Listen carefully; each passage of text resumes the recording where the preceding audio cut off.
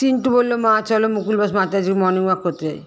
আমি ওকে বললাম যে এখন 7টা বাজতে যাচ্ছে, রোদ উঠে গেছে, এখন যেতে হবে না, কারণ আমার তো ঘরে আবার কাজগুলো আছে। তো ও কথা শুনলো না, বললো আমাকে আমি যাবো আজকে মাঠে। তা ভাবলাম যে ও একা যাবে, তাহলে আমি একটু যাই। তো চলো বন্ধুরা, এখন চুল আঁচড়ে দিচ্ছে, আর একটা চুড়িদার পরে নিলাম। সবাইকে জয়গুরু, গুড মর্নিং জানালাম, বড়দের প্রণাম আর ছোটোদের ভালোবাসা নিয়ে নতুন একটা ব্লগ নিয়ে তোমাদের কাছে চলে এলো তোমাদের মমতা দিদি। চলো মমতা চিন্টু ব্লগে সবাইকে আমি স্বাগতম জানালাম। তো বন্ধুরা, চিন্টু প্রথমে বাবাকে বলেছিল, তো ওর বাবা যাবে না, তো আমাকে বললো।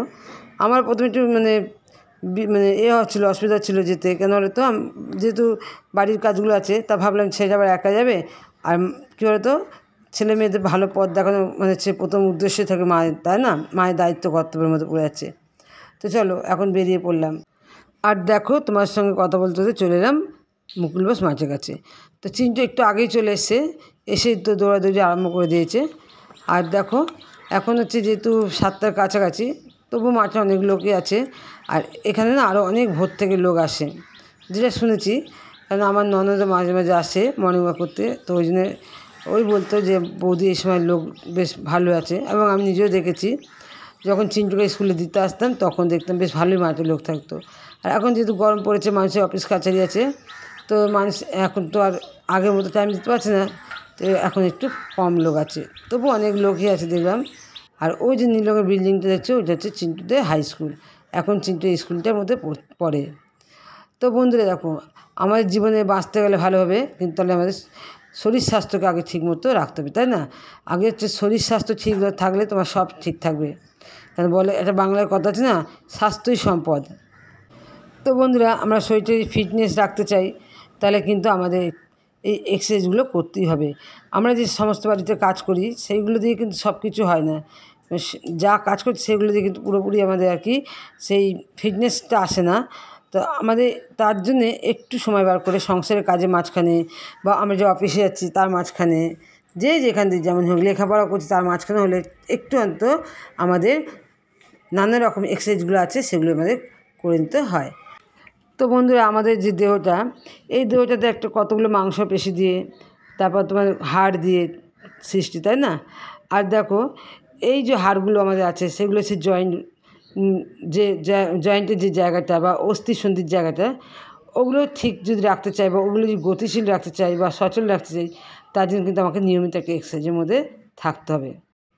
আর আমাদের দেহটা যে উপাদানগুলো দিয়ে তৈরি হয়েছে, দেখো সেই প্রত্যেকটা উপাদানকে কিন্তু সচল রাখার বা গতিশীল রাখার দায়িত্ব কর্তব্য কিন্তু আমার। কারণ এইগুলো যদি ঠিক থাকে তবে কিন্তু আমরা সুস্থ থাকবো।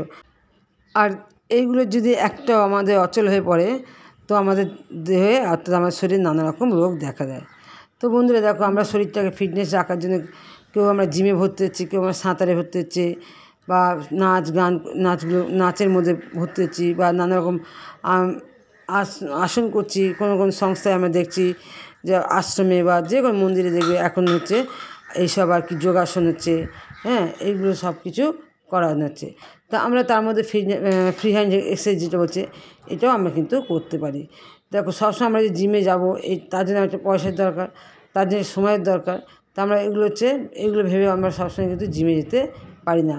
আমাদের মতো মধ্যবিত্ত পরিবারের মানুষের কিন্তু জিমে যাওয়া আমার মনে হয় মানে সম্ভব না। কেন বলো তো, সংসারে যে টাকাটা জিমে যাবে, সেই সংসারে কিন্তু একটা না একটা কোনো কাজে লেগে যাবে। তো সেই জন্যে বললাম কথাটা। তো চলো, এখন আমি চলে এলাম মাঠে। আর চিন্টুকে দেখো নানা রকম একটু এক্সারসাইজগুলো দেখিয়ে দিচ্ছি, লাফানোদড়ি খেলানো থেকে এমনি যে নর্মাল এক্সারসাইজগুলো আছে সেগুলো দেখিয়ে দিচ্ছি। তো বন্ধুরা, প্রত্যেক এক্সারসাইজের একটা হচ্ছে উপকারিতা থাকে, তাই না? তো এই যে পাশে সব দাদারা আবার চিন্টুকে ডেকে বলছে, আয় আমাদের কাছে আয়, আমরা তোকে এক্সারসাইজ করা শিখিয়ে দিই, মানে কী কী করবি, কোন কোন ব্যায়ামগুলো করবি, আমাদের মতো তুই করতে থাক। তো আমি ওদের বললাম যে তুই ওদের মতো আর কি কর। তো বন্ধুরা দেখো, আগেকার মানুষ কত ফিটনেস ছিল, তারা দেখো মাইলকে মাইল কিন্তু হেঁটেই কিন্তু সব জায়গায় যেত। আচ্ছা, তবে গাছ কাটতো, যারা চাষ করতো তারা মাটি কুপাতো, তাই না? এবং যারা শহরে বাস করতো তারাও কিন্তু অনেক পরিশ্রমের কাজ করে গেছে। এই যে ঠেলা চালাতে দেখতাম, আমরা ঠেলা যেগুলো মানুষ তো ঠেলে ঠেলে নিয়ে আসছে, টানা রিক্সা বা এরকম অনেক অনেক আমরা ছোটো থেকে দেখেছি। তো সেই সব মানুষগুলো কিন্তু দেখো, তাদের কিন্তু এত রোগ ব্যাধি কিন্তু তখন ছিল না। আর এখন দেখো, আমাদের একটু কিছু হলে কিন্তু আমাদের নানা রকম রোগে ধরে যায়। আর সবচেয়ে বড় কথা কি, আমরা একটুখানি এখন বেশি মানে হাঁটতে গেলেই হাঁপিয়ে যাচ্ছি। কেন বলে তো, আমরা এখন এই যে বাইক স্কুটি এগুলো একটা জিনিস পেয়ে গেছি হাতের কাছে। একটুখানি বাজারে যাবো, 10 মিনিট হয়তো বাজার বা 5 মিনিট, কী করছি, আমরা বাইকে চলে যাচ্ছি। একটু হাতে সময় নিয়ে যদি আমরা হেঁটে হেঁটে যাই, তাহলে কিন্তু কী হবে, আমরা একটা এক্সারসাইজের কাজ করবে, বাজেটও হবে, এক্সারসাইজের কাজও করবে।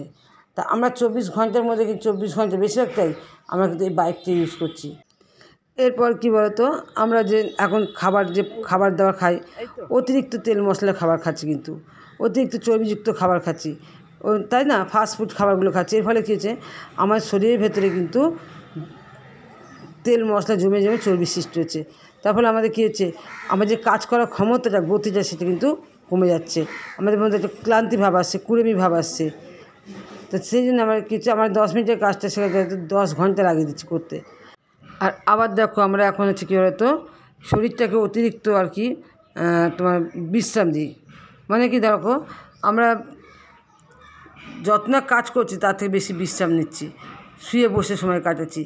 এই শুয়ে বসে কাটানোর ফলে কিন্তু আমাদের জয়েন্টের মুখগুলো না ব্লক হয়ে যায়। তো আমি একটা শুনছিলাম যে হাড়ের ক্ষয় বলতে সেরকম কিছু নেই। হাড়ের ক্ষয় বলতে ওটাই যে আমাদের যে জয়েন্টের মুখগুলো, ওগুলো না যত মুভমেন্ট হবে, যত চলাচল করবে বা নড়াচড়া করবে, তত আর কি সে মজবুত হবে এবং আমাদের কাজ করতে সুবিধা হবে, ঠিক আছে। আর যখন আমরা দেখি যে কাজকর্ম আমরা কম করছি, তা ওগুলো না ব্লক হয়ে যায়, যার ফলে তখন কিন্তু আমাদের শরীরে ক্লান্তি ভাব আসে, দুর্বল ভাব আসে। তখন কিন্তু আমরা একটু কিছু করতে গেলে মানে হাত পাগুলো ব্যথা, গাঁটের ব্যথা, মানে যত জয়েন্টের মুখগুলো ব্যথা ব্যথা অনুভব করি। তো বন্ধুরা চলো, এখন আমি চলে আসছি। আর দেখলে তো আমরা মাঠে অনেক রকম এক্সারসাইজ করলাম।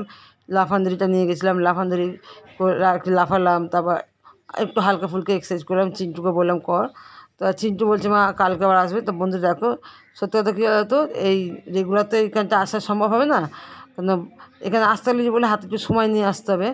তা যাই হোক, আমি বাড়ির সামনে যেটুকু বাড়ি করি, ছাদে যেটুকু বাড়ি করি, তো মোটামুটি করি। এই অভ্যাসটা আর কি রেখে দিয়েছি। আসলে এই অভ্যাসটা আমি ছোটো থেকেই পেয়েছি আমার বাবার কাছ থেকে। আমার বাবাকেও দেখতাম বাড়িতে ফ্রি হ্যান্ড এক্সারসাইজ করতো। তো যাই হোক, আমার বাবার চেহারাটা এত সুন্দর ছিল, তোমরা ভাববে যে হয়তো আমার বাবার ছবিটা এখন দেখাতে পারবো না সেভাবে, কিন্তু যদি তোমার দেখাতে পারতাম ভালো হতো। লোক দেখলে না ভাবে কি হয়তো উনি কোথাও আর কি জিম টিম করেন, কিন্তু আমার বাবাকে কখন জিমে যায়নি। তখন জিম টিম ছিল না অতটা। বাবা ঘরে ইট পিঁড়ে এইসব নিয়ে এক্সারসাইজ করতো, আর বাবার কাছ থেকে আমার এই অভ্যাসটা হয়েছে। তো চলো বন্ধুরা, আসার পথে একটি আর কি এক চেনা দিদির সঙ্গে দেখা হলো, তার সঙ্গে একটু আর কি কথা বলছিলাম। তো বন্ধুরা দেখো, আরেকটা কথা বলি, এই যে হাসিটা আমাদের কাছে বিশাল একটা প্লাস পয়েন্ট। আমরা যখনই কারোর সঙ্গে একটু কথা বলবো না, একটু হেসে খেলে কথা বলবো, কেননা আমাদের মুখের মধ্যে যে মাংসপেশিগুলো আছে, 3 ভাগের 1 ভাগ কিন্তু আমাদের হাসির কাজ করে। আর বাকি যেটা আছে সেই মাংসপেশিগুলো আমাদের নানা রকম চিন্তা ভাবনা, দুঃখের আর কি ওই কাজটা করে, সেই সব রিয়াক্ট আর কি আমাদের মধ্যে থাকে। তা যার ফলে দেখবে মুখ পড়ে না, মুখই তোমার আয়না। যখন তুমি খুব খুশি হবে, মনের মধ্যে একটা আনন্দ ফুটবে, তো তখন তো তোর মুখ দেখে লোক বলবা তোর মুখটা আজ খুব আনন্দ দেখাচ্ছে, কী ব্যাপারে। আবার যখন তোর মনের ভেতরে দুঃখ থাকবে, তখন কিন্তু তোমার মুখ দেখে লোক বলে আরে তোর মুখটা কেমন যে শুকিয়ে শুকিয়ে আছে, কেমন লাগছে দেখতে, হ্যাঁ কী হয়েছে। তাই বন্ধুরা, আমরা সবসময় হাসি খুশি থাকবো, আর হাসি খুশিতে কিন্তু অনেক রোগ ভালো হয়ে যায়। আর একটু হাসি খুশি থাকলে যে আরেকটা লোকের মন ভালো হয়, এর থেকে বড় আর কি আছে, তাই না। তো চলো, এখন বাড়িতে চলে এলাম। এসে এই চুড়িদারটা পরেই আমি কাজগুলো করে নিচ্ছি। যাওয়ার সময় তো আর সেরকম কিছু করে যেতে পারিনি, তো ঘরটা শুধু মুছে দিয়ে গেছিলাম, ঝাঁট দিয়ে গেছিলাম। আর এখন হচ্ছে এই হালকা ফুলকাগুলো জিনিসপত্রগুলো ছেড়ে নেবো, নিয়ে তারপর হচ্ছে স্নানটা সেরে নেবো। আর দেখো বন্ধুরা, তোমার সঙ্গে কাজ করতে আরেকটা কথা শেয়ার করি। তো বন্ধুরা, আমাদের কিন্তু আর একটা মাথায় রাখতে হবে কথা, যে ভোরবেলা কিন্তু ওটা অভ্যাসটা করতে হবে আমাদের। আমরা মানে অকারণে যেন রাত্রি করে না শুই। আর যারা আমরা মানে অফিসের কাজকর্মগুলো করি, তারা যতটা পারবো তাড়াতাড়ি কাজকর্মগুলো সেরে আমরা সকালে ওঠার চেষ্টা করব। আর এছাড়াও আমরা টিভি মোবাইল এসব নিয়ে বা গল্প নিয়ে কিন্তু অকারণে রাত না জেগে বসে থাকি, ঠিক আছে। তার জন্য একটু তাড়াতাড়ি খাওয়া দাওয়া করে দেবো। আর মাঝে সাঝে একটু দেরি হয়, সেটা আলাদা ব্যাপার, কিন্তু ভোরবেলা ওঠাটা খুব একটা ভালো জিনিস। আর এখন হচ্ছে আমি দেখো এই ঘরে চলে এলাম বিছানা বসে করতে। এই আলমারিটা প্রতি টুকটাক করে ঝেড়ে দিলাম। যেহেতু রেগুলার ঝাড়া, তাই ধুলোবালিগুলো খোঁজা পড়ে না। স্নান টান করে নিলাম, পুজো করে নিলাম আমি। চলে এখন হচ্ছে চা নিয়ে চলে এসেছি। আমি আর চিন্টু এখন চা বিস্কুট খাবো, পরে একটু পান্তা চা খেয়ে নেবো। তো বন্ধুরা, ভিডিও এখানে শেষ করছি, আর বড় করলাম না।